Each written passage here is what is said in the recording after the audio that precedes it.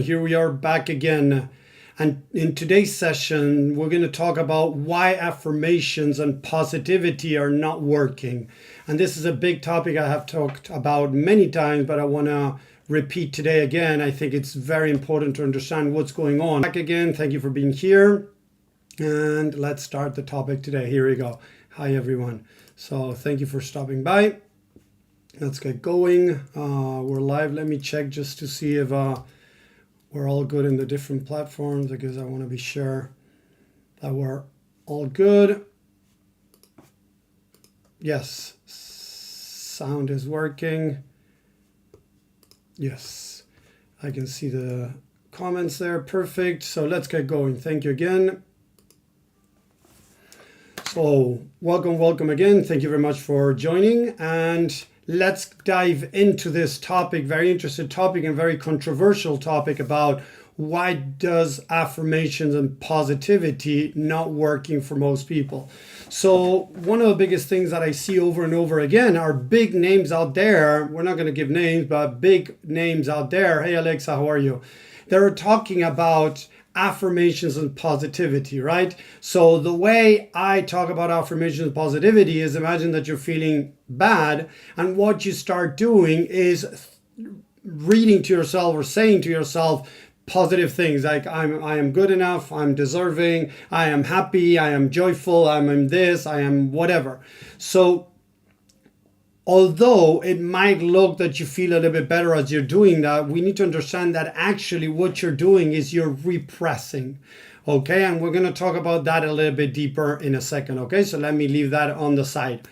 On the other hand is, apart from positivity, yes, affirmations, and positivity. Positivity would be, oh, I'm scared that this is going to happen. So suddenly you tell yourself, oh, I shouldn't feel scared. I shouldn't feel this. I shouldn't feel that. I should think about positive things. And I try to think positively. So affirmations, throwing yourself, to read affirmations like I'm good enough, I'm happy, I'm enjoying, although you don't feel it, right? And people say, oh, you got to do it till you feel it, right? And a lot of people out there are saying that you cannot, feel happy and sad at the same time, or you cannot feel sad and grateful on the other hand. And that is a load of crap, because if you really connect with your emotions and your feelings, and that's where a big part of who we are, right? Emotions and feelings, you're going to realize that many times you have a mixture of emotions and feelings. You can feel, jealous and a little bit happy for somebody that got somebody. Imagine that somebody won the lottery, somebody in their business doing really well, or somebody they're doing pretty great with their business. Suddenly you feel, as I'm mentioning, a little bit jealous and also happy. Is there something wrong with feeling jealous? No, of course there's nothing wrong about feeling jealous. You gotta allow yourself, if you're feeling that, to experience that, to bring some curiosity in to understand what is really going on. Why are you feeling a little bit jealous? But again, people think that, oh, if I feel jealous, I'm a bad person. I'm, whatever, something negative. I try to push myself to feeling positive again, affirmations, to get out of that place. And that might seem works, guys, but it actually doesn't. And I'm going to prove to you why. Okay, let me go there in a second. So again, positivity or affirmation, what it does, it brings to some people a sense of feeling better, a sense of not feeling so bad. If I'm scared, oh, I shouldn't feel scared, and I try to convince myself not to feel scared, right? What I'm doing there, guys, in the background that I might not be aware of, is I'm repressing, I'm ignoring, I'm pushing away, I am disconnecting, I am, and as I say, dissociating with myself. So what we need to practice is reconnecting. What does that mean? So I imagine that everybody out there or has kids or has nephews, nieces, small kids around you guys, even maybe a friend of yours that has a small kid, right? So imagine this small kid. This small kid has to go to the room and they're scared of darkness. So what would the norm out there do? Most people would say to this little kid, don't be scared. There's nothing wrong. There are no monsters. There's no whatever, right? And try to convince this kid not to feel scared. And unfortunately, look and think about what I'm going to share with you guys now. If I grab a kid that is scared about the darkness and I tell them, don't be scared, what I'm actually doing is telling him that feeling fear is wrong. How he's feeling is wrong. And that he, in a way, should feel how I am telling him to feel. Let me know if that makes sense with a 1 in the chat with what I just said. If there is somebody there that is scared and I tell them not to feel scared, not to feel this, not to feel that, what I'm actually doing is I'm telling them that how they're feeling is wrong. So look what will happen in that kid's mind. That kid's mind is going to start thinking that they don't know better, that others know better than them. So what do you think is going to happen with their self-esteem? Is their self-esteem going to go up, or is their self-esteem going to go down? I want you to write in the chat, up or down with their self-esteem. What's going to happen with their self-esteem if I'm telling them how to feel, how to think, or deny what they're feeling or thinking? It's going to go down. So now suddenly we're going to have kids with low self-esteem, with low confidence. Does anybody there type a 2 if sometimes you feel low confidence or low self-esteem? Write a 2 in the chat if this is something that you have felt before, low self-esteem or low confidence. The 2s are coming in the chat. Thank you very much, guys. The people in the Zoom are, of course, typing over here. I have some people on Facebook too, so thank you very much.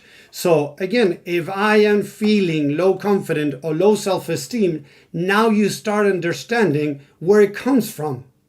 So by repressing what a little kid feels or thinks, we are in a way making them feel disempowered. Because their mind is not developed yet. They cannot say, oh, Tommy doesn't know better. I know better than Tommy, so I'm not going to trust Tommy. I'm going to trust what my inner voice is saying. It doesn't work like that, guys. The little kid is going to think that you know better, that the grown-up knows better, and that they need guidance, that they need somebody else to trust because they cannot trust themselves. So who here, type a 3 in the chat, has had trust issues with themselves, with the decisions, or with other people? Type a 3 in the chat. And the 3s are coming in. So now you start understanding where that might come from. Low self-esteem, low confidence, a lack of trust, decision making all the time. There we go. Not trusting your decision making is related with this. Because who hasn't had parents in the past that told us, and they didn't do it because they were bad parents. Most of the times, most parents don't have any idea about these things and they go do these things. So when our parents tell us, don't feel scared, don't feel angry, don't feel sad, don't feel this, don't feel that, don't think like this, don't think like that, they are denying and they're not realizing that. So we start feeling bad about ourselves. So now we need somebody else to tell us what to do. And now that's why you see so many big names out there, gurus, quote unquote, that are telling their followers, these gurus, are telling their followers what to do. And I get this all the time. A lot of people, right, that are working with me or reach out to me, they're asking, should I start this relationship? Should I start the relationship? Should I quit my job? Should I do this? Should I do that? And what I try to help them with is listening to their inner voice that they have repressed. So again, if you're realizing, look at this, guys, if you're realizing that what our parents did to us, what school, our family members, different people around us, didn't help us in developing confidence, didn't help us in developing a correct self-esteem, a correct trust, to be able to listen our inner voice. If I realize that now doing that to others, would it be good to exert the same things, positivity, or affirmations to try to make myself feel better. So type a yes or a no in the chat if you think that affirmations or positivity is going to really help you in these scenarios we're talking about. Nope, no, the no's are coming in. So exactly right, guys. Unfortunately, affirmations of positivity is not the right path to go. Although a lot of people use it, a lot of people, just now I went onto Facebook, I was, about to jump onto here, and I saw somewhere that was saying, whenever you feel bad or whatever, you need to practice positivity. I don't remember the exact words. It was something quick that I saw that it was talking about positivity. Most people talk about positivity. But when we do that, we're actually disconnecting. Again, I'm going to say it again. We're disconnecting with our inner voice. We're disempowering ourselves. We're doing exactly what our parents did. And it resonates. Again, look, guys, it resonates to do that because that's what we were taught since kids. So we tend to fall to what we're used to. If we're used to, does that mean it's the right way to go? Yes or no? Type a 5 in the chat. 5 in the chat if you think it is the right way to go or not. 5 if it's not the right way, right? 5 in the chat if it's not the right way to go. Not 5. Thank you. There you go. So, unfortunately, again, as I've said many times, and again, I'm going to repeat it, is the ego is grabbing these tools and using them as authoritarianism.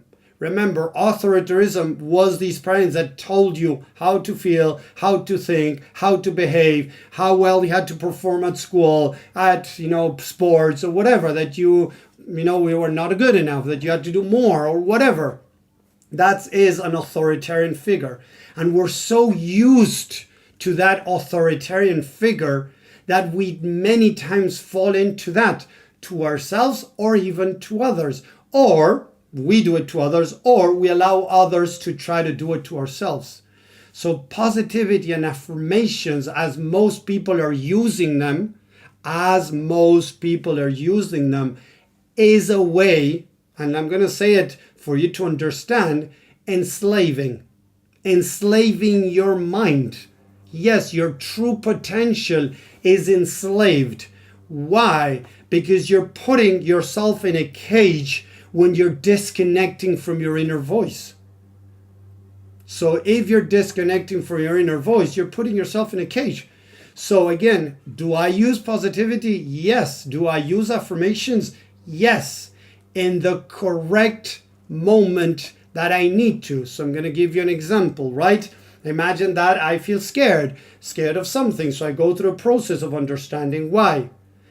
Accepting and embracing what I'm feeling. I don't deny it. I don't repress it. I don't ignore it. I don't try to bring positivity or gratitude to leave that in the side, to leave that, hidden, repressed, or whatever. What I do is I embrace what I'm feeling. I'm feeling scared. Scared of what? And I try to go deeper to identify what is really going on. Fear of whatever. I'm going to give an example. Fear of, maybe it could be people I work with losing their job. Fear of not being able to change jobs. What if they don't find anything? Fear of leaving their partner. Fear of opening up to a partner. Fear of making more money, of charging more, or whatever it is. So we need to embrace it. We need to love that part of us that is feeling that.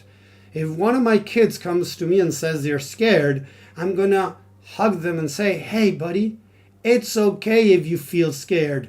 There's nothing wrong if you feel scared. Now I'm going to explore with him. What are you scared about? So first I accept, I acknowledge, I embrace what he's feeling, and I make him feel, in a way I share with him, that it's okay to feel like that. Next step is try to identify curiosity, exploration. I try to explore why he's feeling like that. Maybe he's scared that somebody's going to steal his stuff. Somebody he might, lose something, get hurt. So I'm going to embrace that, love him. Try to understand what is the information that he has in his mind that is making him think that is going to happen. Because many times they have the wrong information. So one of the examples that I gave you a year ago, 6 months ago, I don't remember now when it was, my youngest came to me and said, Dad, I'm ugly. So instead of trying to repress that and say, hey, you're beautiful, don't say that, that's wrong, and denying it, and this is what we normally do to ourselves too, guys. We deny how we feel when we bring positivity to affirmations. Instead of using affirmation and positivity to shut him up, I said to him, why do you feel ugly? I don't like my face. What don't you like about your face? My eyes. What don't you like about your eyes? The color. Why don't you like the color? Look how I went deeper into identify what was the exact story he was telling himself and why. So, the color, that was not enough. When I asked him, why don't you like the color of your eyes? He said, because it's different to my brother's eyes.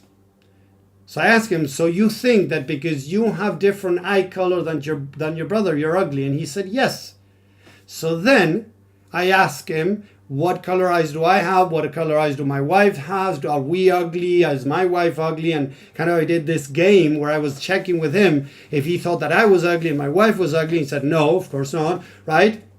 So I asked him, do I have the same eye color as you? No. Does mom have the same color as you? No. Do we have the same eye color as our other son? No. So why are you ugly and we are not? And he was like, shout like, And I told him, you know what, buddy? We are all unique. And our beauty comes within this uniqueness that we're all different. And as being different, we're all beautiful, lovely as we are. We talked more about it. I'm not going to go even deeper, but just to give you an idea. So there I brought some positivity. There I brought some affirmations like, hey, we're all beautiful within our uniqueness. But I didn't deny. And I helped him, understand. First, I understood. Let's put it this way. First, I had to understand what he was telling himself to then be able to bring the right information so that he would decide, and listen to this guy, so that he decided to change his story. I didn't force him to change his story. The only thing I did is help him decide to change his story. Nothing else. And this is so important for you guys to bring the information in, not affirmation, not positivity. It's not pressuring myself to change. It's accepting how I feel, that I have valid reasons to feel like I do, learning from it, understanding what is the wrong information my mind is running or the other person's mind is running, and then identifying what is it that we need to bring into this, the information, not affirmations, not visualization, not positivity, so that the mind decides, chooses to change. It's a choice, a free will, but not an enforcer. Affirmations and positivity normally are used to enforce change. And you know what, guys? Again, if I tell my kid when he comes to me, hey, I'm scared, don't be scared. You're good. You're big enough. Come on, don't be girly or whatever. The stupid things that we tended to use many years ago. Oh, you're a little whiner, girly, whatever. BS. What he's going to learn is that each time he feels that, he's going to need to repress it. So he's not going to bring it and share with me because he already feels like crap that he's feeling that, and understanding that I'm going to bring him down because of how he's feeling. So do you think that is going to help him change? Yes or no in the chat if you think that that is going to help him change if I, confront him like that. Again, yes or no? Of course not, guys. So as you can see, it's so easy to apply that to my son, to somebody else, to a little kid. How about yourselves, guys? I'm not saying it's easy, but I want you to imagine that for yourself. If you wouldn't do that to a little kid, why are you doing it to yourself? Oh, I should be further ahead in my career. I should feel better. I should feel, more healthy. I should be doing this. I should be doing that. When you're doing that, you are in a way judging and criticizing yourself. If you feel fear and you start saying, oh, I'm a grown up, I shouldn't feel fear, I should be courageous, I should feel this, I should feel that, you're denying a part of you. So that part of you is going to still be inside of you, and in a way, shut it up. You're shutting it up, because that's what you're doing when you bring positivity affirmation the way that most people use it. So I want to bring this talk about this because I see it over and over and over again, even big names that we have spoke about big names in private and on Zoom, but this is that it goes publicly and more people see it. I don't want to use names right now, but you guys know, look up there. And again, don't trust me. Don't believe everything I'm saying. Test it out. Would you do that to a little kid? Would tell them to shut up, don't be scared, be brave, do this. If you would do that, that comes from your parents. That is an authoritarian figure that you had in your family, and now you're preaching it with your kids. And you know what? That might have worked with some people. Yes, don't get me wrong. We have somebody that I know, it's not a friend, but somebody that I know, that the other day this person was sharing a story about schools, how schools are getting more and more permissive. They were very authoritarian. Now schools, the education system is becoming more permissive, where they allow kids to use their phone in class, to do whatever they want. If they want to study, they study. If they don't want to study, they don't study. That is still wrong, because we're going for authoritarianism where kids were smacked. Kids were, punished really hard, generations before us. And now we're going all over, to the other side, right? Where kids are left to do whatever they want. This is not good authoritarianism, not even permissivism. It's love. Parents mainly have to develop self-love for themselves, self-love for their kids. So now their kids are going to want to take care of themselves. If they're in a self-destructive mode, is because they've learned that from their parents. A baby doesn't come to this world to self-destruct. Think about that again. Think what I just said. Babies don't come to this world with the idea of self-destruction, thinking about drinking alcohol or doing drugs. They start developing these traits when their parents, they see how their parents treat among their parents, each parent to themselves, and how they treat them. That's when they start picking up these self-destructive things. Okay? So again, if these things are happening, we need to really connect with what's going on deep down. It's not about bringing affirmations, visualization, affirmations, because it's not going to work. Hey, Arturius, hey, L'Oreal, how are you guys? So we need to understand that the positivity and the affirmations are being used by the ego to try to control, to try to make us change, but actually it's not real change. It's just a simulation where you think you've changed because you're repressing the fear. You're repressing the sadness. You're repressing the depression. You are not actually dealing with it. And this is what I want you guys to take from this talk, that I've seen over and over again, how the ego uses these tools to control and not for growth. So instead of affirmations and positivity, try more to fall into understanding and then bringing the right information for this person that you are helping, listening, working with, or for yourself, so that the mind decides to let go the false belief, not by enforcement.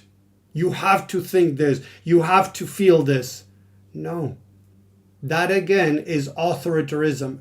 And why are we so comfortable with that? And I said it, I'm going to repeat it again. We're so used to authoritarianism, to follow those steps, because of the role models we had as kids. School, at home. If not, it was at school, right? We had to behave. We had to get good grades. We had to do this or that to be accepted, loved, and everything, all these things in school, home, friends, whatever, right? And if we didn't do it, we were rejected, we were judged, we were punished. So many fall into this toxic positivity, these toxic affirmations to try to overcome depression. But what they're doing is they're fueling the depression. They might not realize it, but deep down it's happening. I have worked with a lot of people that they were depressed in their teenage years. They were depressed maybe in the 20s, maybe in their 30s. They were able to find somebody, start a family, whatever. And suddenly, they were feeling much better. And years later, boom, again, depression hit when they were 40, when they were 50, when they were 60. And they were like, but Tommy, I thought I had overcome my depression. And I told them, unfortunately, you didn't overcome it. You found better ways to repress it, to ignore it. And that's what I mean with this toxic positivity, toxic affirmation that so many people are using the wrong way. Don't get me wrong. I have my affirmations in the morning. I use them when I wake up and I'm feeling good. I use the affirmations. Good. I use positivity, right? Thinking, oh, what good could happen from this situation? Yes, of course. But if suddenly a voice says, but Tommy, this could go wrong. Instead of saying, no, that's not going to happen. Let's think, that's going to go well, whatever. I'm repressing that voice. Instead is, hey, why do you think it's going to go wrong? It's going to go wrong again and go truth. If it went bad in the past, does it mean that it's going to go bad again in the future? Not really. The chances are maybe 50-50, 60-40, 40-60, 70-30, whatever. Oh, imagine that I said, okay, the part of me says, oh, there's a 30% chance that it might go well, 70% chance it might go wrong. Oh, that 30% happens. And if it doesn't happen, I'm okay with it. You see how suddenly I'm bringing information in, I'm accepting, and then bringing some information, say, yeah, okay, yeah, 30%. That's not a lot, but it still can happen. So I'm going to do my best to see if it happens. And if it doesn't, it's okay. There and give my 100%. I'm going to do it. Give your 110%. That's authoritarianism, guys. Does that make sense? Type a 6 in the chat if that makes sense, please. And if it doesn't, write a -6. A -6 in the chat if it doesn't make sense. -6 is if it doesn't make sense. Okay, good. Everybody is making sense of this. So again, let's leave affirmations and positivity when we're feeling good, when we're okay, yes? And we just need to feed that fuel, right? So pumping. If you've been in a relationship in the past, guys, and let's test this in a relationship, and your partner came to you and said, hey, I'm feeling sad, and you tried to move them away from sadness by telling them supposedly positive things, affirmations or whatever, tell me, yes or no, did that help that person get out of that place, or did it get you into a fight when you tried to get that person out of that place, that person out of it there? Was it peace or war or fight that came out of that situation when you were trying to, repress how they were feeling? Put it in the chat. Fight, war, or peace when you tried your partner to get away. But again, we're disconnecting. So I would really recommend next time, try to listen, try to be there, try to embrace, try to support what that person is feeling. Try to understand what that person is feeling. And this is going to help you a lot, Romana, with your clients and everybody that might be thinking about becoming a coach or even, working, helping people heal. That helps a lot, really understanding where those people are coming from. When we can really understand what's going on, we can help them much better, bring the right information so they get rid of their limiting change. We are using, in a way, reinforced power. And that's not the idea. We don't want to enforce somebody to change. If you liked it on social media or on Zoom, capital yes, there we go. Thank you very much. Making sense. I appreciate that, guys. Q&As, and we do some laser coaching over here and other work. If you want to join, remember there's the membership. You're welcome to join. If not, you can just watch this for free, that I do 2 lives a week, and there's a lot of other extras material in there. Just reach out if you don't have yet access to the course, the free course. So thank you very much. Thanks for watching on the different platforms, and I'll see you around. Take care, guys. Have a great day. Have a great week. See ya. And just in case if I don't see you, have a great holiday season. Bye.